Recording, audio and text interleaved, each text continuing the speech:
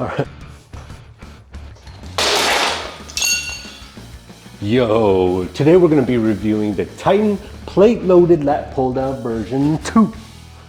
Kicking it off with assembly. Normally I start with packaging, but I didn't buy this piece new, so I actually have to start with assembly instead because that's really all I had to do. I didn't see what packaging looked like, so can't speak on that.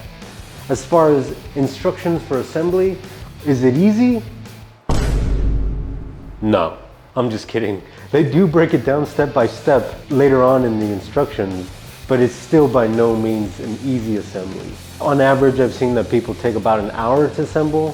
For me, it was mostly assembled already, and it still took me about 35-40 minutes to put it all together. For assembly, you're only gonna need two 5/8" wrenches. Two because you'll need to hold on to both the nut and bolts for everything on here. If you're buying new, you won't have the same problem I did because these rods should be straight. But if you're buying used, for me, the rods were not straight because the other person was already using them for a few years and there was just a tiny bit of warping. Whenever I reassembled it, I guess I had the rods bowed out, and so this would actually chill out around right here and stay still unless I had weight on it already.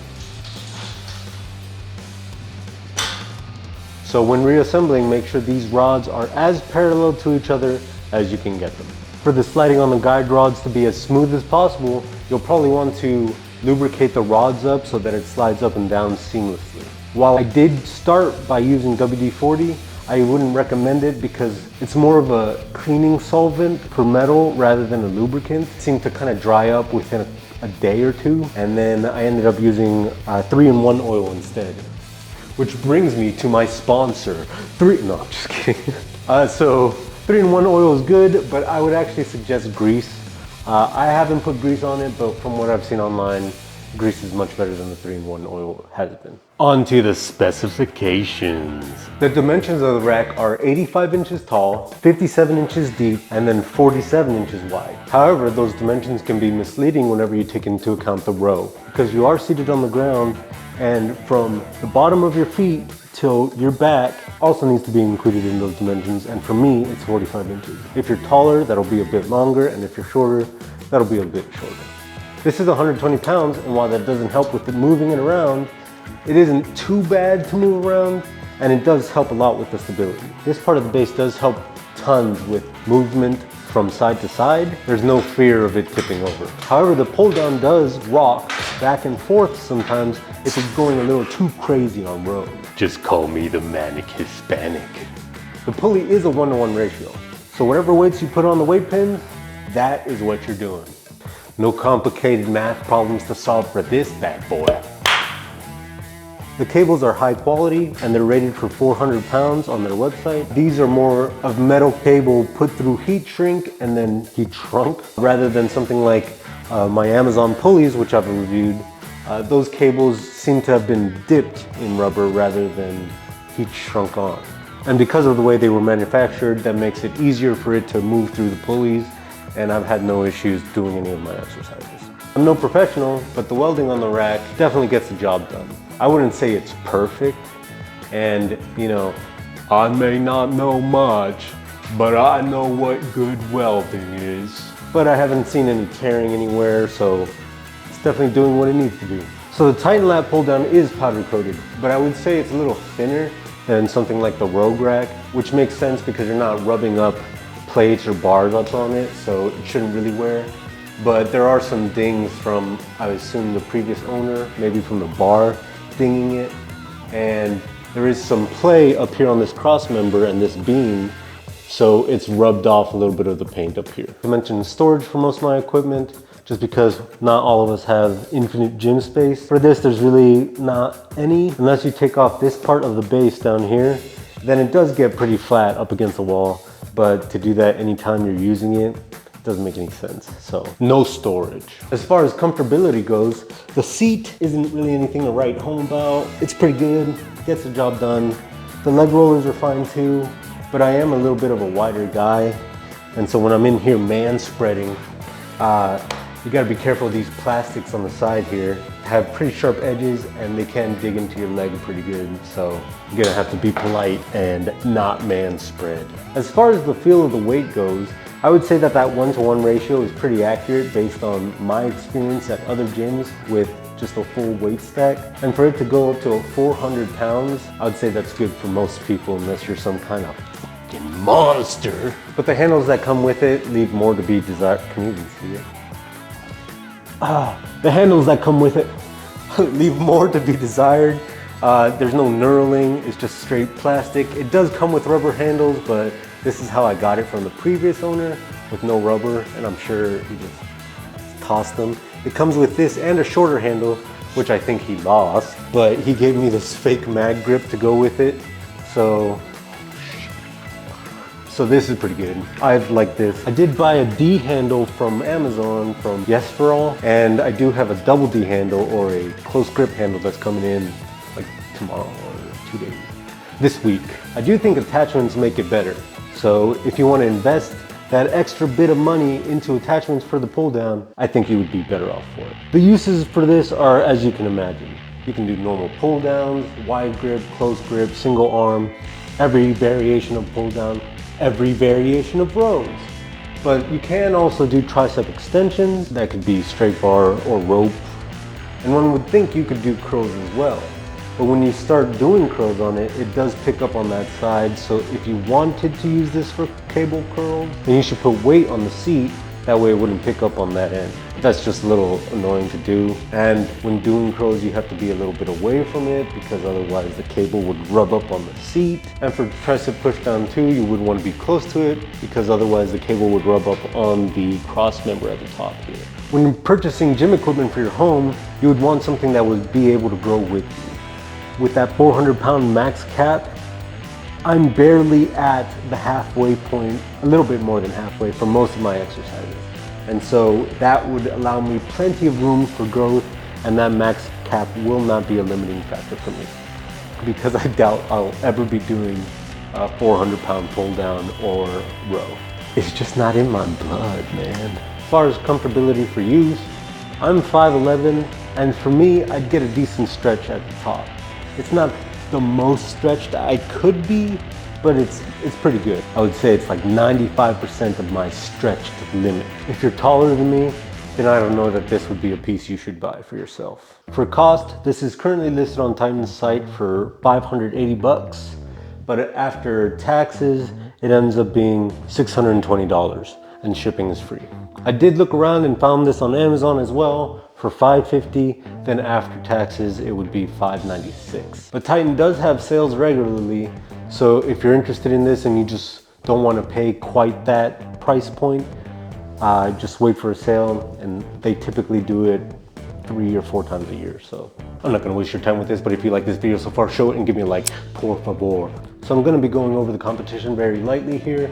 I don't own any of these pieces of equipment, so I can only really speculate based on what they advertise on their websites through their specs and pictures. And I'm also only going to be comparing this to towers that also have a seat to make it a fair side-by-side comparison, as well as only towers that are plate loaded rather than with a weight stack. If you own any of these next 5 pieces of equipment, then please comment down below just so people can compare your comment to what I've posted of the lat pull down and make an informed decision of what they think would be best for them. Starting with the Synergy lat pull down, this guy's at a $290 price point, which makes it half the price of Titan's lat pull down even when you buy it from Amazon. It also has that added center point there that is advertised as a use for abs, but could maybe be used for face pulls too. However, it does only have a 250-pound limit, which I'm quickly approaching myself, and depending on where you are in your fitness journey, you might approach it rather quickly as well. And if we're looking at the leg rollers, they look like shog dick. They look like they're hard to adjust and they're porous, so if at any point your legs are sweating, it's absorbing everything in half. But the seat is also adjustable, which makes up for how difficult it is to change the leg rollers around. And because it is adjustable, you can take it off and do curls and stuff, as they advertised. Next up we have Valor Fitness. It's priced at $350 and also has that center point. And while the leg rollers look a little bit better on this one, they're still porous, meaning they're still basically like a sponge. Seat is still adjustable like the Synergy pull down, and while they did provide storage pins at the bottom of the pull down, neither the pulley pins nor the storage pins are 2 inches. They're the 1-inch standard pin. And you might like that or might be okay with that. Personally, I prefer 2 inches. It just seems more industrial. But any positives on this pull down are eclipsed with its max weight cap. It is only 200 pounds. I can rep 200 pounds for pull downs and rows, so for me, that would be very much a limiting factor. And now while that might be good for most gym goers, I'd imagine that if you're passionate enough to put together a home gym, then you're passionate enough in your lifts to go up to or well past that 200 pound limit. And so the Valor Fitness pull down is a no-go for me personally. Valor, more like stolen valor. Anyone who can lift wouldn't have built such dog shit. You're a phony! Hey, this guy's a great big phony! Next up we have Get RX'd lat pull down, which is the first comparable one to Titan. But it's more costly at a $700 price point. And I kind of have to speculate on its max cap because they don't have it advertised anywhere on it. So based on the fact that they have a 300 pound stack on one of their other versions of this, we can safely say that a 300 weight limit is probably the bare minimum that it can handle, which leaves a decent amount of room for growth. They also provide you with a good pull down bar because it's actually knurled throughout. And then the same with the row handle. Does that warrant an extra $100? Probably not, but seems pretty well built. And it even comes with aluminum pulleys rather than the nylon pulleys we've been seeing so far. But this one is more specialized for pull downs and rows.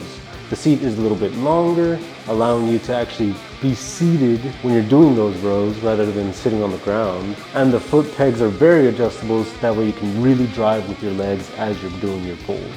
But with that seat being longer, you would have to spread them to really get that good tricep push down, which kind of makes it less versatile than the Titan pull down. For the fourth competitor, we have the priciest option out there for a plate-loaded lat pull down tower with a seat. And that is the Bells of Steel lat pull down low row machine, plate-loaded lat pull down low row machine. Why? But it's at a whopping $900, which makes sense since they use 60 by 60 millimeter uprights, but man, $900 is a little crazy. That's too much for me to swing, man. Wow. However, with that price point, it does come with the absolutely insane 500 pound max cap. Ain't no way any one of you or me are ever reaching that, unless you're like world's strongest man or something. And this thing is a unit for sure. It's definitely overbuilt, but because of those uprights, you are able to put any attachments that fit a 60 by 60 millimeter upright onto it.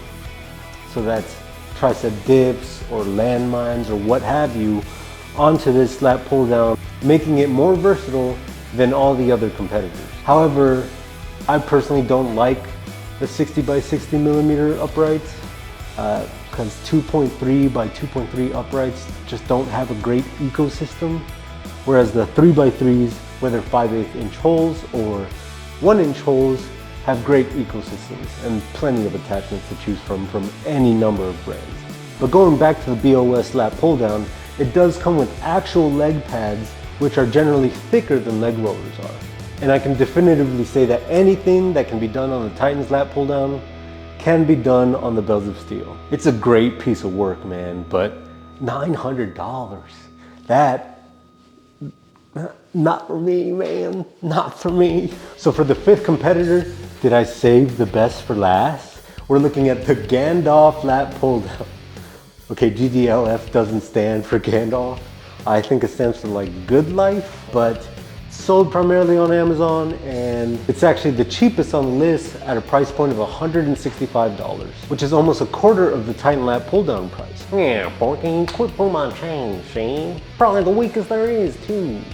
No man, this baby has a max cap of 500 pounds, just 50 pounds less than the bells of steel and 100 pounds more than the Titan Lat Pulldown. You will definitely have to buy your own cable attachments, but with all the money saved from not buying any of those other pull downs, you'll have plenty of money for any attachments you want. I mean, the leg roller on this guy is also porous, which sucks, but man, 165 bucks? And it also comes with 2-inch pins. The only thing that I have to say about it is that it's pretty ugly.